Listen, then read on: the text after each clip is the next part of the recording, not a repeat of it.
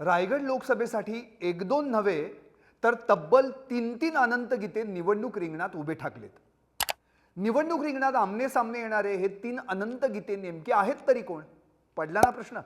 नमस्कार, मी संदीप चव्हाण आणि आपण पाहताय सरकारनामा. रायगड लोकसभेसाठी 7 मे रोजी म्हणजे तिसऱ्या टप्प्यात मतदान होणार आहे. त्यासाठी 12 एप्रिल रोजी उमेदवारी अर्ज भरण्यास सुरुवात झाली. अर्ज भरण्याच्या शेवटच्या दिवशी म्हणजे 19 एप्रिल रोजी 28 उमेदवारांचे 40 अर्ज दाखल झाले. यात मशाल चिन्हावर लढणारे शिवसेना ठाकरे गटाचे अनंत गंगाराम गीते, गळ्यातील टाय या चिन्हावर लढणारे अपक्ष उमेदवार अनंत पद्मा गीते, चिमणी या चिन्हावर लढणारे अपक्ष उमेदवार अनंत बाळोजी गीते, घड्याळ चिन्हावर लढणारे राष्ट्रवादी अजित पवार गटाचे सुनील दत्तात्रय तटकरे आणि अपक्ष उमेदवार सुनील दत्ताराम तटकरी असे नामसाधर्म्य असणाऱ्या 5 जणांच्या उमेदवारी अर्जांचा समावेश होता. 20 एप्रिल रोजी झालेल्या अर्ज छाननीत 21 उमेदवारांचे 27 अर्ज बाद झाले. त्यानंतर अर्ज माघारी घेण्याच्या शेवटच्या दिवशी राष्ट्रवादी अजित पवार गटाच्या सुनील तटकरे यांच्या नावाशी साधर्म्य पावणाऱ्या सुनील दत्ताराम तटकरी या अपक्ष उमेदवारानं माघार घेतली. त्यांच्यासह एकूण 8 उमेदवारांनी माघार घेतल्यानं रायगडच्या निवडणूक रिंगणात आता एकूण 13 उमेदवार उरले. राष्ट्रवादी अजित पवार गटाच्या सुनील तटकरे यांच्या नावाशी साधर्म्य पावणाऱ्या अपक्ष उमेदवारानं तर माघार घेतली.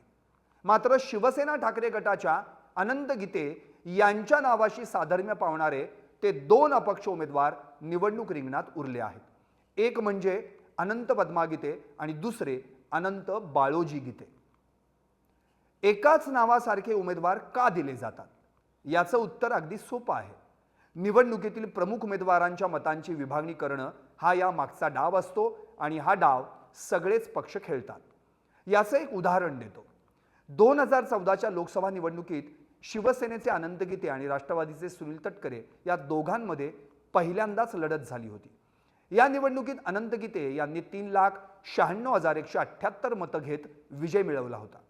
या निवडणुकीत तटकरे यांना 3,94,068 इतकी मतं मिळाली होती.